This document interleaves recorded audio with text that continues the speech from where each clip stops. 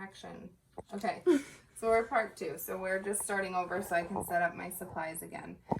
So like I said, we're going to do trach care and suctioning on this wonderful patient I have here.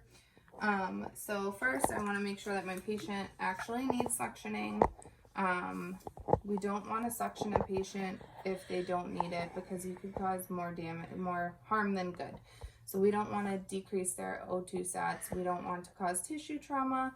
So we just make sure that they need the suctioning first, which she does. So I'm going to start by turning up her oxygen, because we want to really get her oxygen going. And then I'm just going to take a look at her tube. Okay, great. I'm going to put on some, no, I'm not going to put on gloves. I'm sorry. I have my PPE on already, hand hygiene. I did all the patient identifiers and all that stuff. So I'm going to open up my kit. So first I'm going to open my catheter kit. Some facilities do require that you maintain sterile technique, and other facilities use a clean or modified sterile technique.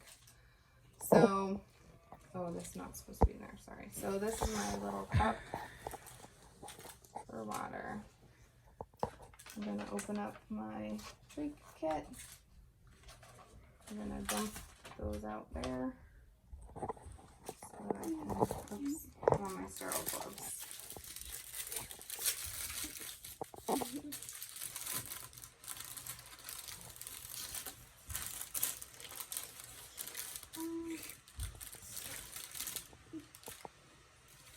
So I'm going to put on my sterile gloves.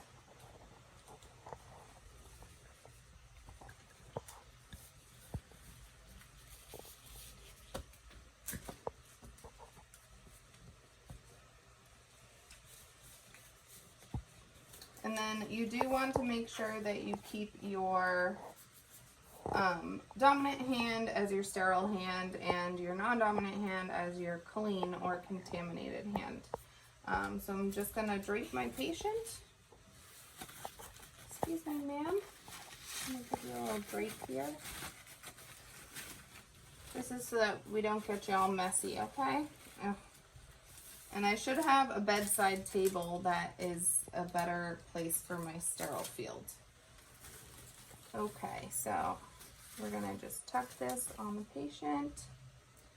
All right, and now I'm going to add some solutions to my trach kit. So if you have a disposable inner catheter, you can get rid of it and replace it. But if you have one that's reusable and you have to clean, it does say to use hydrogen peroxide and a sterile water solution.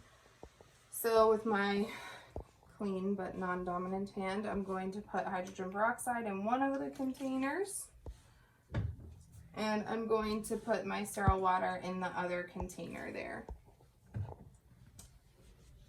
I am going to, I should have removed these over here. Okay. Actually, those can go there. Okay, I'm going to verify the proper pressure that I want to do suctioning at also for my patient, which is usually not more than 120.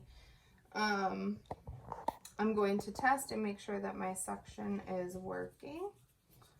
So I'm going to connect this part to the suction, test it. Oh, it's working good. Okay, I'm going to dip it into my sterile water and just verify that that's working fine. And I am going to insert this into the trach until I meet a little bit of resistance, and I'm going to suction on the way out. So once you feel a spot of resistance, you're going to back up about a ½ an inch or like a centimeter maybe, and then start suctioning. So then I'm going to suction, rotating as I'm pulling the tube out. I'm gonna rinse it with my sterile saline solution, and then I would disconnect it and discard this. I would obviously remove my gloves, perform hand hygiene, and put on new gloves. But for the purposes of this video, I'm going to keep these gloves because I don't have new gloves to put on. So for the trach care, what I would be doing is I would remove the dressing around the stoma. I would remove the drape out of the way that I just used to suction with.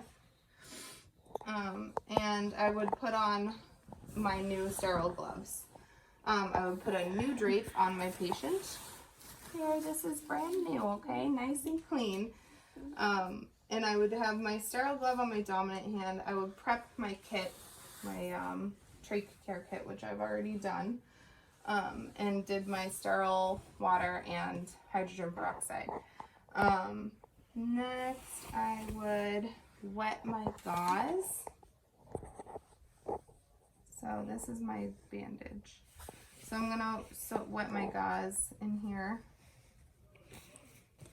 And then I'm also going to wet a couple of my Q-tips. And I'm going to keep a few gauze dry for after to dry off the stoma. I'm going to next remove the, thank you very much, ma'am. I'm going to remove this little inner catheter here. And I'm going to put it in the hydrogen peroxide solution first. Oops, sorry, leave this on here, ma'am. You can't take that off. Thank you. Okay, so I'm going to put that in the hydrogen peroxide solution. I'm going to use this little scrub brush, and I'm going to put it in and just clean that out really well. Make sure that we get everything off of that. And then I am going to dunk it into my sterile water solution to give it a good rinse. And then I am going to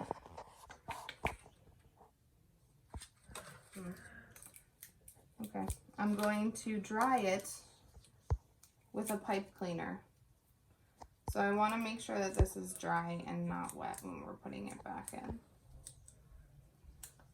Okay, and then I'm going to reinsert it. There you go. It's not really going to stay in there this time. Okay, and then I'm going to put a new dressing. Oh, I'm sorry. I'm going to wipe off her stoma. Excuse me. Okay, we're going to wipe just one pass with the Q-tip and then throw it away. And then the next one, same thing. We're just going to do one pass and then we're going to throw it away. We're going to use the wet gauze to wipe the shield, and then we're going to throw it away, just one pass, and then we're going to, that's okay, dry off the area of the stoma and the shield. Get in there. This shouldn't be falling out, ma'am. You're going to have trouble breathing.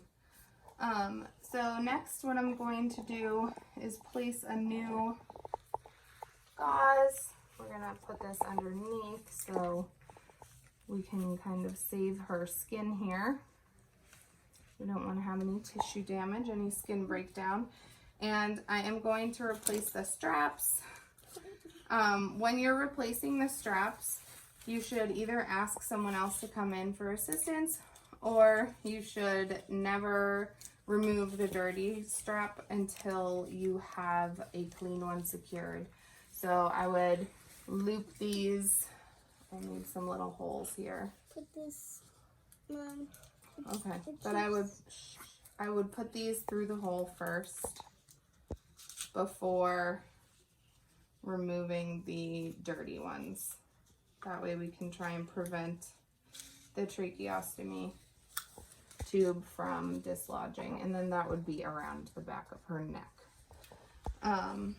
So then what I would do is, after putting on the new ties, I would remove my gloves, perform hand hygiene, discard all of my stuff, adjust my patient back to a normal, position where she's comfortable, and I would document all of my assessments that I performed during that time, making sure that her vital signs stayed good, how she tolerated the procedure, and how long it took.